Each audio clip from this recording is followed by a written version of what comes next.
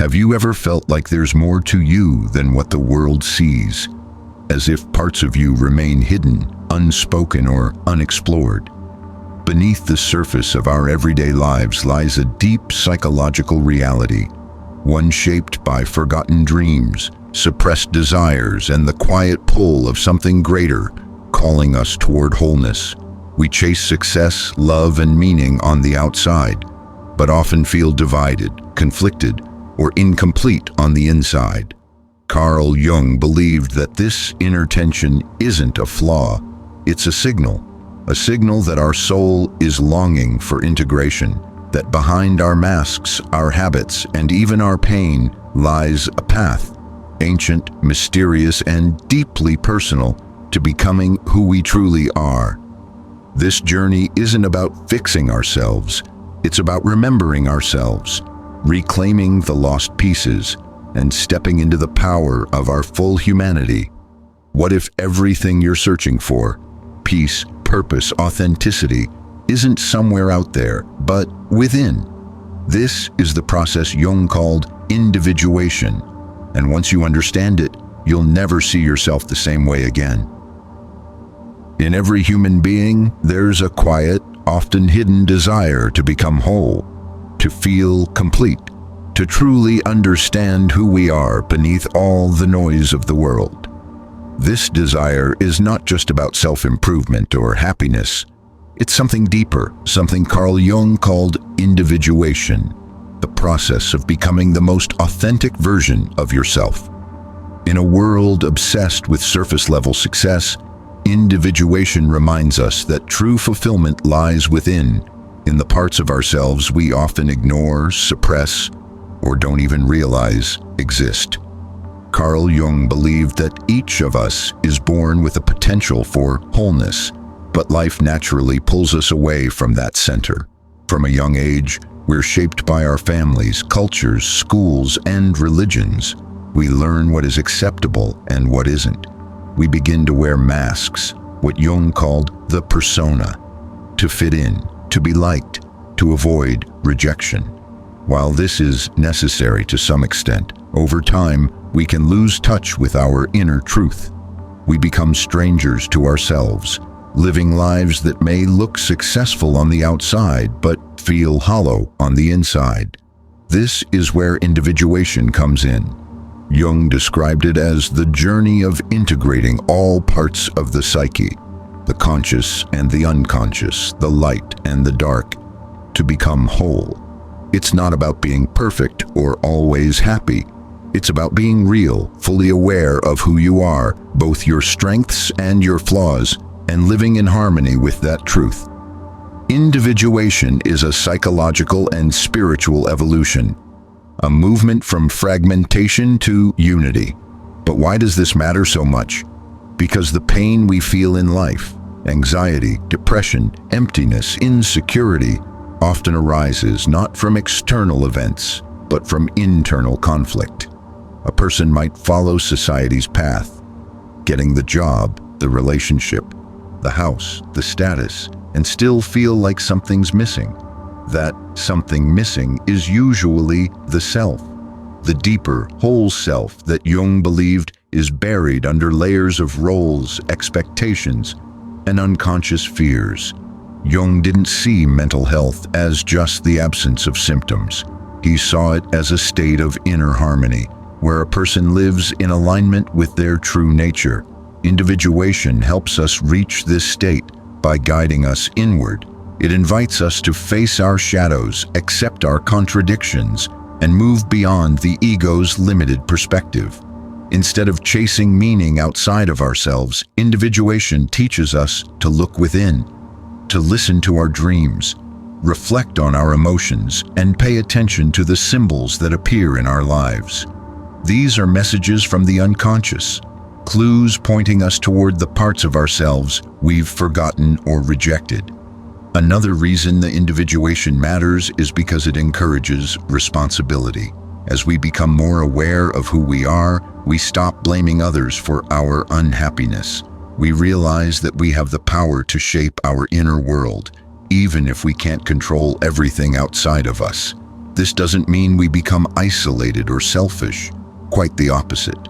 A person who is individuated becomes more compassionate, more understanding, because they've faced their own darkness and know what it means to struggle.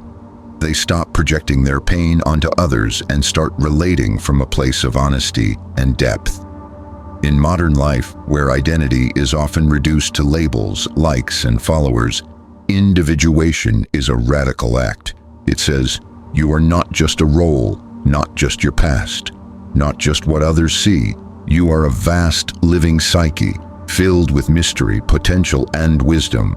But to access that, you must turn inward. You must explore the unknown within you. Individuation isn't a quick fix. It's not a 10-step plan or a weekend retreat.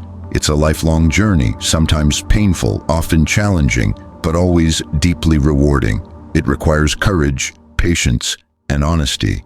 But those who walk this path find something priceless, a sense of inner peace that doesn't depend on circumstances, a self that can't be shaken by criticism or inflated by praise. They become more than who they were told to be.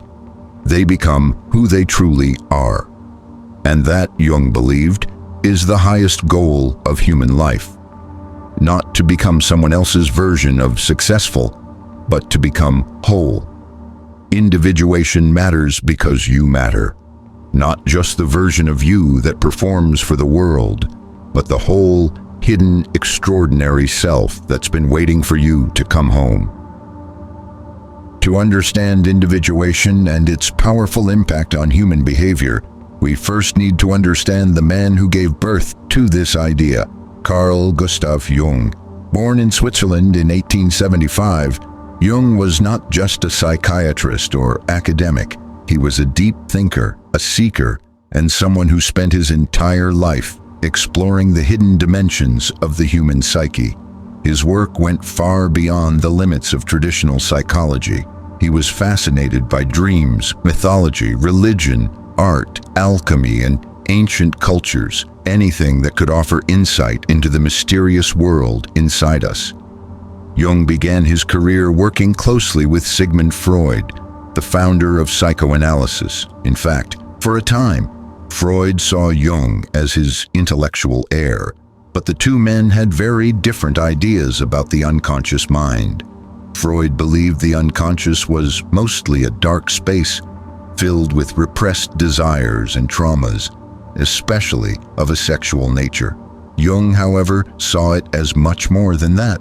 For him, the unconscious wasn't just a container for our problems. It was a vast, creative, and even spiritual dimension of the psyche, a source of wisdom, symbols, and personal transformation. This fundamental disagreement eventually caused a serious break between Jung and Freud around 1913. But this split led Jung to go deeper into his own soul. He entered what he called a time of creative illness, where he experienced powerful dreams, visions, and inner turmoil. Instead of pushing these experiences away, Jung analyzed them, documented them in what became known as the Red Book, and used them to build the foundation of what we now call analytical psychology. One of Jung's greatest contributions to psychology was his model of the psyche, the inner structure of the human mind. He introduced concepts like the ego, our conscious identity, the personal unconscious, our forgotten or repressed experiences, and the collective unconscious, a profound and groundbreaking idea. The collective unconscious, according to Jung, is a shared layer of the mind inherited from our ancestors. It contains archetypes, universal patterns or symbols that appear across cultures and times. These include figures like the hero, the mother, the shadow, and the wise old man. These archetypes show up in myths, fairy tales, and even our dreams, pointing us toward deeper truths about the human experience. Jung also developed the idea of personality types, which later inspired the popular Myers-Briggs Type Indicator, MBTI.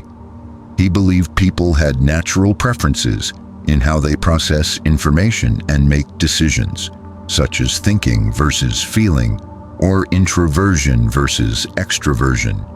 This idea opened up a new way to understand individual differences without labeling them as disorders. But perhaps the most important part of Jung's legacy is his belief in the process of inner growth. He saw life as a journey, not just a struggle to survive or be successful, but a path toward self-realization. This is where the concept of individuation comes in. Jung believed that each of us has a true self, a center that is often hidden beneath layers of social roles, ego attachments, and unconscious fears. The goal of life, in his view, is not to be good in the eyes of society, but to become whole, to bring together all the parts of ourselves, including the parts we deny or avoid. What made Jung different from many other thinkers was his balance of science and soul. He was trained as a medical doctor and grounded in scientific observation, yet he also honored the symbolic, intuitive, and even mystical aspects of human life. He didn't believe in reducing people to labels or symptoms. Instead, he encouraged depth, reflection, and inner dialogue. He believed healing and growth came not just from solving problems, but from engaging with the mystery of the psyche itself. Jung's ideas were not always accepted in his time. Some critics thought he was too philosophical, too spiritual, or too far removed from real psychology. But over the decades, his influence has only grown. Today, his work touches fields as diverse as psychotherapy, art, literature, religion, leadership, and even pop culture. His ideas have helped millions of people better understand themselves and live more meaningful lives. Carl Jung was not just a psychologist. He was a guide into the depths of the human soul. His legacy continues to invite us to explore the parts of ourselves we often ignore, and to discover, through that exploration, the richness and potential of who we really are. Carl Jung believed that the human mind is not just a random collection of thoughts and memories. Instead, it is a structured, layered system, a complex inner world made up of conscious and unconscious parts, each with a specific role in shaping our behavior, emotions, and sense of identity. Understanding this structure is essential to understanding individuation, because individuation is about bringing these parts into balance and harmony. Jung's model of the psyche offers a map for that journey. At the surface of the psyche is the ego. This is the part of the mind we are most familiar with, our sense of I.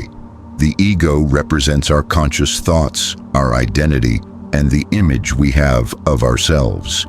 It's responsible for making decisions, solving problems, and interacting with the world.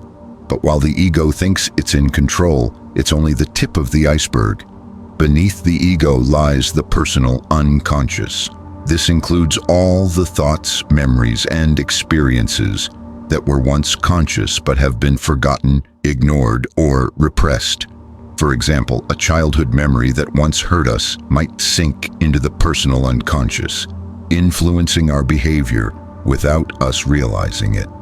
These forgotten parts of the self often show up in dreams, slips of the tongue, emotional reactions, or mental blocks. Jung believed that much of our personal suffering comes from ignoring or rejecting these inner contents. Even deeper than the personal unconscious is something truly unique in Jung's theory, the collective unconscious. This is not made up of personal experiences but shared human experiences, ancient inherited patterns that exist in all of us. Jung saw the collective unconscious as a kind of psychological inheritance, filled with what he called archetypes. Archetypes are universal symbols or themes that appear in myths, dreams, religions, and stories across all cultures. They are not specific images but patterns of behavior or experience. For instance, the mother archetype represents nurturing, care, and life-giving energy. The hero represents courage, struggle, and the journey toward transformation. The shadow holds our hidden fears and unacceptable traits. These archetypes shape how we see ourselves and others, even if we are not aware of them. These layers, the ego, the personal unconscious, and the collective unconscious, all interact with one another. Often conflict arises when the ego tries to reject what the unconscious is trying to reveal. For example, someone may see themselves as kind and peaceful, ego, but constantly feel irritated or jealous, personal unconscious, or may have recurring dreams of being chased or tested, collective archetypes. Jung believed these conflicts are messages, signs that the psyche is out of balance and calling for attention. Another key concept in this structure is the persona, the mask we wear in society. The persona helps us play roles in life: the student, the employee, the parent, the friend.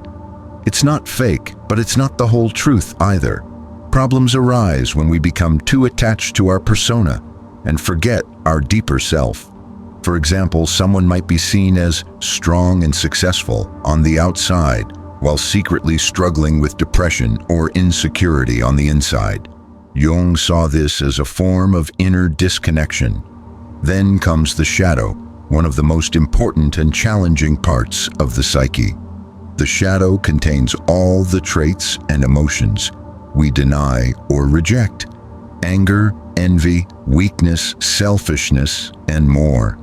We push these parts away because they don't match the image we want to present to the world. But the shadow doesn't disappear. It lives in the unconscious, influencing our actions in subtle and often harmful ways. Facing the shadow, accepting it without being consumed by it, is a major step in individuation. Jung also introduced the idea of Anima and Animus, inner feminine and masculine energies present in all people, regardless of gender. These inner figures help us understand emotions, creativity, and relationships. For individuation to take place, these energies must be recognized and integrated, allowing us to relate to others more fully and authentically. At the deepest core of the psyche is the self, not the ego, but a deeper center of wholeness, wisdom, and balance. The self is the organizing principle of the psyche. It is both the goal and the guide of individuation. While the ego sees separation and control, the self seeks unity and meaning. Individuation is ultimately the journey of aligning the ego with the self, moving from fragmentation to inner harmony. By understanding the structure of the psyche, we gain insight into why we act the way we do, why we struggle, and how we can grow. Jung's map isn't just theory. It's a guide for real-life transformation, offering a pathway to the deep, often hidden truth of who we really are. Deep within every person lies a part of the self that we'd rather not see, a part made of feelings, thoughts, and behaviors we've judged, rejected, or buried. Carl Jung called this hidden part the shadow. It is one of the most powerful and mysterious aspects of the human psyche. While the word shadow may sound negative, Jung didn't see it as evil or dangerous by nature. Instead, he believed it was essential to psychological growth. The shadow is not our enemy. It's the part of us we must face if we ever want to become whole. So what exactly is the shadow? It's made up of everything in ourselves that we've pushed into the unconscious because we consider it unacceptable. This might include anger, jealousy, selfishness, laziness, or desire for power. But it can also include positive qualities like ambition, confidence, or creativity, things we were taught to feel ashamed of. These traits didn't disappear. They simply went underground into the personal unconscious, where they still influence our behavior, emotions, and decisions without our awareness. The shadow begins forming in early childhood. As we grow up, we learn what is good or bad based on the messages we receive from parents, teachers, culture, and religion. To be accepted and loved, we start hiding the parts of ourselves that don't fit in. Over time, we build a social mask, the persona, to show the world. But in doing so, we disconnect from a large part of who we are. The more we repress, the larger and more powerful the shadow becomes. One of the ways the shadow shows up is through projection. This happens when we see in others what we refuse to see in ourselves. For example, a person who denies their own anger might constantly complain that others are aggressive or toxic. Someone who hides their ambition might resent others who succeed. These emotional reactions often reveal the contents of our shadow. The things that trigger us most deeply in others often live somewhere inside us too. Jung emphasized that confronting the shadow is not about blaming ourselves or drowning in guilt. It's about bringing unconscious material into consciousness. Not to judge it, but to understand it. The goal is not to get rid of the shadow, but to integrate it. When we do this, we reclaim lost energy, heal inner conflict, and grow into fuller versions of ourselves. A person who accepts their shadow becomes more grounded, more authentic, and more capable of handling life's complexity. Facing the shadow can be uncomfortable. It challenges the identity we've worked so hard to build. It might shake our beliefs about who we are, but that discomfort is a sign of growth. Jung believed that the greatest potential for transformation lies in the parts of ourselves we are most afraid to look at. He famously said, "One does not become enlightened by imagining figures of light, but by making the darkness conscious." In other words, true wisdom and healing come not from pretending to be perfect, but from facing the truth of our own imperfections with honesty and courage. The shadow is also the gateway to creativity, passion, and depth. Many artists, writers, and innovators have drawn from their shadow material, from the darker parts of the psyche, to create works of beauty and meaning. The shadow holds raw, powerful energy. When it is ignored, it can sabotage us. But when it is faced, it becomes a source of strength. Dreams are another way the shadow communicates. Nightmares, disturbing images, or strange characters in dreams often represent parts of the shadow trying to come to light. By paying attention to these symbols, we can begin to dialogue with our unconscious and better understand what needs to be integrated. In relationships, the shadow can either create conflict or offer a path to deep connection. When we're unaware of our shadow, we may constantly blame others, fall into the same toxic patterns, or avoid intimacy altogether. But when we recognize our shadow, we can take responsibility for our part and relate to others with empathy and honesty. Ultimately, confronting the shadow is a central part of the individuation process. We cannot become whole if we are only willing to look at the light. Wholeness includes both light and dark, conscious and unconscious. When we stop running from our shadow, we stop running from ourselves. We become more real, more human, and paradoxically, more free. The shadow isn't here to hurt us. It's here to teach us. It shows us where we're stuck, where we're hiding, and where we have the most room to grow. When we have the courage to face it, we step into a deeper, truer version of ourselves. Not perfect, but whole. Individuation is often described as the path to psychological wholeness, a process that allows us to become who we truly are.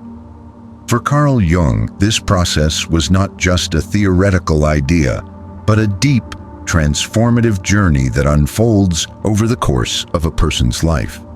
It's the psychological equivalent of growing into your full potential, shedding the layers of false identities, repressed emotions, and unconscious patterns that prevent you from living authentically. The process of individuation isn't linear or easy, but it's profoundly rewarding as it leads us closer to the realization of our true self. At the heart of individuation is the integration of all parts of the psyche, both the conscious and unconscious aspects of ourselves. Jung saw the psyche as a system of opposites that need to be reconciled. We are not simply our ego, the mask we wear in public. We are not just the roles we play or the expectations placed on us. We are much more than that. a vast, complex being with the potential for creativity, wisdom, and inner peace. The first step in the individuation process is often an encounter with the shadow. As we begin to explore our unconscious mind, we uncover aspects of ourselves that we have repressed or denied. These can include negative traits like anger, greed, or jealousy, but also unacknowledged talents, desires, or qualities that we've been taught to suppress. Facing the shadow is difficult because it forces us to confront the parts of ourselves we find most uncomfortable. However, the more we accept and integrate these shadow aspects, the more we reclaim our personal power and authenticity. The next stage in individuation involves the confrontation with the Anima, or Animus, the inner feminine or masculine aspect of our psyche. For men, the Anima represents the feminine side of their psyche, embodying qualities like intuition, creativity, and emotional depth. For women, the Animus represents the masculine qualities of assertiveness, logic, and strength. Jung believed that regardless of our gender, we all have both Anima and Animus within us. During individuation, we must learn to integrate these aspects in a balanced way. If we suppress or project our Anima or Animus, we risk limiting our emotional and psychological growth. When properly integrated, the Anima or Animus enriches our lives, allowing us to experience deeper connection, creativity, and understanding of ourselves and others. As we move deeper into the individuation process, we also encounter the self, the central organizing principle of the psyche. The self is not the ego. It is the totality of the psyche, encompassing all aspects of our being, including both conscious and unconscious parts. Jung often used the symbol of the mandala, a geometric circular design, to represent the self. The mandala reflects the idea of wholeness and unity, suggesting that the self is the integrative center that harmonizes all parts of the psyche. Individuation involves aligning the ego with the self, so that we begin to live in harmony with our true nature, rather than acting out of unconscious patterns or societal expectations. This doesn't mean abandoning the ego or denying the persona we project to the world. Instead, it means integrating the ego into a larger, more authentic sense of self. The ego learns to acknowledge its limitations and works with the self to navigate the complexities of life. The process of individuation is also deeply tied to symbolism and dreams.